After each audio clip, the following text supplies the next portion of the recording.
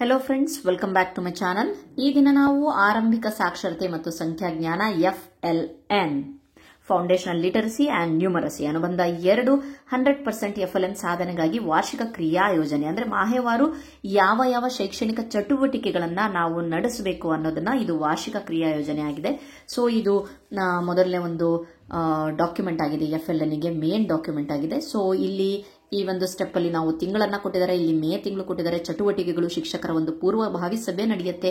ಆ ಒಂದು ಚಟುವಟಿಕೆಯ ವಿವರ ಏನ್ ನಡೆಯುತ್ತೆ ಅಂತ ಅಂದ್ರೆ 17 ಏನು FLN ಕಲಿಕಾ ಫಲಗಳನ್ನ ಅಂತ ಹೇಳ್ಬಿಟ್ಟು ಏನು DSRT ನಮಗೆ ಒಂದು ಮಾನಕಗಳಾಗಿ ಕೊಟ್ಟಿದ್ದಾನೋ, ಸೊ ಅದನ್ನ ಯಾವ ರೀತಿಯಾಗಿ ನಡೆಸಬೇಕು ಅನ್ನೋದನ್ನ, ಸೇತುಬಂಧದ ಪೂರ್ವ ಮತ್ತೆ ಸಾಫಲ್ಯ ಪರೀಕ್ಷೆ ಯಾವ ರೀತಿಯಾಗಿರ್ಬೇಕು. ಈಗಾಗಲೇ ನಮಗೆ ಗೊತ್ತಿದೆ ಪೂರ್ವ ಮತ್ತು ಸಾಫಲ್ಯ ಪರೀಕ್ಷೆ 40% FLN ಕಲಿಕಾ ಫಲಗಳು ಪ್ಲಸ್ 60% ಕಲಿಕಾ ಅಂತರ ಅಂತ ಅಂದ್ರೆ ಹಿಂದಿನ ಒಂದು ತರಗತಿಯ ಒಂದು ಸಾಮರ್ಥ್ಯಗಳನ್ನ ಸಂಬಂಧಪಟ್ಟಂತೆ ನಾವು ಪ್ರಶ್ನೆ ಪತ್ರಿಕೆಯನ್ನ ತೆಗೆಯಬೇಕು ಅಂತ ಹೇಳ್ಬಿಟ್ಟು, ಸೊ ಅದ್ರ ಬಗ್ಗೆ ಎಲ್ಲ ಚರ್ಚೆ ಶಿಕ್ಷಕರ ಒಂದು ಪೂರ್ವಭಾವಿ ಸಭೆಯಲ್ಲಾಗತ್ತೆ. ಅದಾದ್ಮೇಲೆ ನೆಕ್ಸ್ಟ್ ಜೂನ್ ತಿಂಗಳಲ್ಲಿ ಸೇತುಬಂಧ ಮತ್ತೆ ವಿದ್ಯಾಪ್ರವೇಶ ಇರುತ್ತೆ.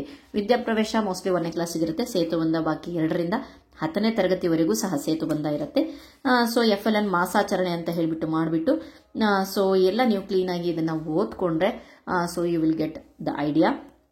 FL ನ ಬುನಾದಿ ಸಾಕ್ಷರತೆ, FL ಅಂತಂದ್ರೆ ಫೌಂಡೇಶನಲ್ ಲಿಟರಸಿ ಅಂತ ಹೇಳ್ಬಿಟ್ಟು ಬುನಾದಿ ಸಾಕ್ಷರತೆ 5 ಪ್ರಧಾನ ಕ್ಷೇತ್ರಗಳಾಗಿದ್ದು, ಮೌಖಿಕ ಭಾಷಾಭಿವೃದ್ಧಿ, ಸಂಕೇತಗಳ ಸಂಬಂಧ, ನಿರರ್ಗಳ ಓದು, ಗ್ರಹಿಕೆಯುಕ್ತ ಓದು ಹಾಗೂ ಬರವಣಿಗೆ, ಮತ್ತು FN ಅಂತಂದ್ರೆ ಫೌಂಡೇಶನಲ್ ನ್ಯೂಮರಸಿ ಬುನಾದಿ ಸಂಖ್ಯಾಜ್ಞಾನ 5 ಪ್ರಧಾನ ಕ್ಷೇತ್ರಗಳಾದ ಸಂಖ್ಯಾ ಸಂವೇದನೆ,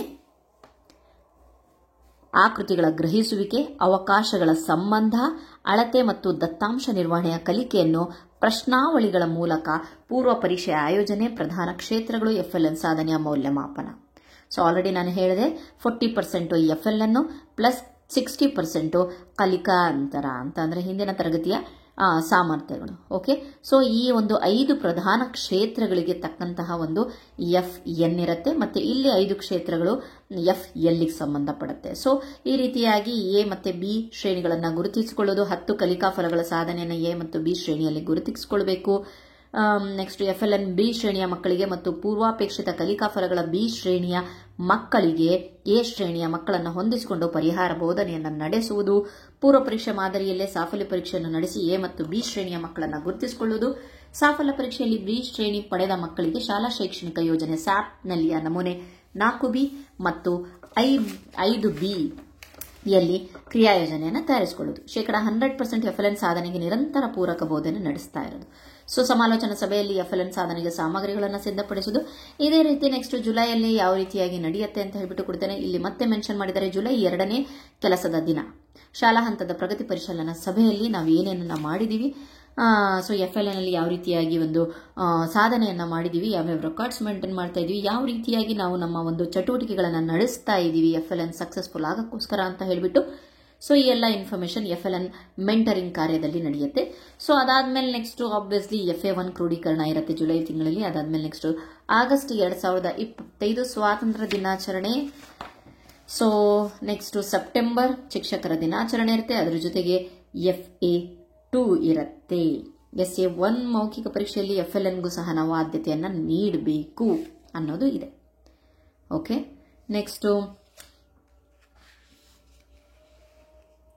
ಅಕ್ಟೋಬರ್ ಗಾಂಧಿ ಜಯಂತಿ, ಸಮುದಾಯದತ್ತ ಶಾಲೆ ಇರುತ್ತೆ ಅಕ್ಟೋಬರ್.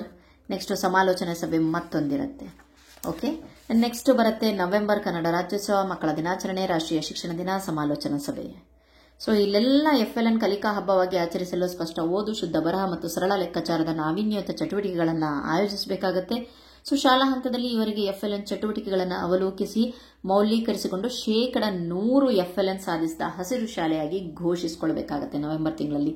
ಅದಾದ್ಮೇಲೆ ನೆಕ್ಸ್ಟ್ ಡಿಸೆಂಬರ್ ತಿಂಗಳಲ್ಲಿ ರಾಷ್ಟ್ರೀಯ ಗಣಿತ ದಿನಾಚರಣೆಯಲ್ಲಿ ಸಂಖ್ಯಾ ಸಾಮರ್ಥ್ಯಕ್ಕೆ ಒತ್ತು ಕೊಟ್ಟು ಮೆಟ್ರಿಕ್ ಮೇಳ, ಗಣಿತ ಮೇಳ ಅಥವಾ TLM ಮೇಳವನ್ನ ಆಚರಿಸಬೇಕಾಗುತ್ತೆ. ನೆಕ್ಸ್ಟ್ ಬಂದ್ಬಿಟ್ಟು ಜನವರಿ ಬರುತ್ತೆ. 5 ಕ್ಷೇತ್ರಗಳ ಜೊತೆಗೆ ಪೂರ್ವಾಪೇಕ್ಷಿತ ಕಲಿಕೆಯನ್ನು ಸಾಧಿಸಿದ ಮಕ್ಕಳಿಂದ ಸಂವಿಧಾನದ ಪ್ರಸ್ತಾವನೆ ಮತ್ತು ರಾಷ್ಟ್ರಗೀತೆಯ ವಾಚನ ಮತ್ತು ಅರ್ಥೈಸುವಿಕೆ, ಹಕ್ಕು ಮತ್ತು ಕರ್ತವ್ಯಗಳ ಚಟುವಟಿಕೆಗಳನ್ನು ನಡೆಸುವುದು ಅಂತ ಇರುತ್ತೆ. ಸೊ ಅದಾದ್ಮೇಲೆ ನೆಕ್ಸ್ಟ್ ಪೋಷಕರ ಸಭೆ FLNಗೆ ರಿಲೇಟೆಡ್ ಆಗಿ ನಾವು ಮಾಡಬಹುದು. ನೆಕ್ಸ್ಟ್ ಫೆಬ್ರವರಿಯಲ್ಲಿ ರಾಷ್ಟ್ರೀಯ ವಿಜ್ಞಾನ ದಿನಾಚರಣೆ ಇರುತ್ತೆ. ಸೊ ವಿಜ್ಞಾನದ ಒಂದು ವಸ್ತು ಪ್ರದರ್ಶನ ಆಗಿರಬಹುದು, ಪ್ರಯೋಗಗಳಾಗಿರಬಹುದು, ವಿಜ್ಞಾನದ ನಾಟಕಗಳಲ್ಲಿ ಭಾಗವಹಿಸೋದು FLN ಮಕ್ಕಳಿಗೆ ನಾವು ಹೆಚ್ಚಿನ ಆದ್ಯತೆಯನ್ನು ಕೊಡಬೇಕಾಗುತ್ತೆ. ಓಕೆ, ನೆಕ್ಸ್ಟ್ ಮತ್ತೆ ಸಮಾಲೋಚನಾ ಸಭೆ ಇರುತ್ತೆ. ಮಾರ್ಚ್ ತಿಂಗಳಲ್ಲಿ ಸಂಕಲನಾತ್ಮಕ ಮೌಲ್ಯಮಾಪನ ಇರುತ್ತೆ. ಇಲ್ಲಿ ಸಹ essay 2 ಯಲ್ಲಿ ಲಿಖಿತ ಪರೀಕ್ಷೆಯಲ್ಲಿ FLN ನಲ್ಲಿ ಗುರುತಿಸಿಕೊಂಡಿದ್ದ ಎಲ್ಲಾ ಮಕ್ಕಳ ಗರಿಷ್ಠ ಭಾಗವಹಿಸುವಿಕೆ ಒತ್ತನ್ನು ನೀಡಬೇಕಾಗುತ್ತೆ. ಸೊ ಅದಾದ್ಮೇಲೆ ನೆಕ್ಸ್ಟ್ ಲಾಸ್ಟ್ ತಿಂಗಳು ಸಮುದಾಯದತ್ತ ಶಾಲೆ. ಈ ಸಮುದಾಯದತ್ತ ಶಾಲೆಯಲ್ಲಿ FLN ಸಾಧನಾ ಪ್ರಯತ್ನಗಳ ಕುರಿತು ಪೋಷಕರಿಂದ ಅಭಿಪ್ರಾಯದ ಮಂಡನೆ, ಯಾವ ರೀತಿಯಾಗಿ FLN ನಮ್ಮ ಶಾಲೆಯಲ್ಲಿ ಸಕ್ಸಸ್ಫುಲ್ ಆಗಿದೆ ಅನ್ನೋದನ್ನ ನಾವು ಅವರಿಂದ ಅಭಿಪ್ರಾಯವನ್ನ ತಗೋಬೇಕಾಗುತ್ತೆ. ಸೊ ಇದಿಷ್ಟು FLN ವಾರ್ಷಿಕ ಕ್ರಿಯಾ ಯೋಜನೆ. ಓಕೆ, ಮತ್ತೊಮ್ಮೆ ಮೆಲ್ಲಕ್ಕೆ ಸ್ಲೈಡ್ ಮಾಡ್ತೀನಿ.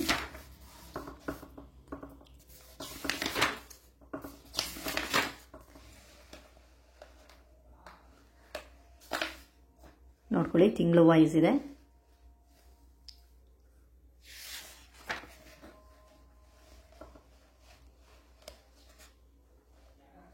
ನೆಕ್ಸ್ಟ್ ಬಂದ್ಬಿಟ್ಟು ಜುಲೈ ತಿಂಗಳದಿದೆ, ಆಗಸ್ಟ್ ತಿಂಗಳದಿದೆ, ಸೆಪ್ಟೆಂಬರ್ ತಿಂಗಳಿಂದಿದೆ, ಅಕ್ಟೋಬರಲ್ಲಿ ಏನೇನು ಮಾಡಬೇಕು, ನೆಕ್ಸ್ಟ್ ನವೆಂಬರ್,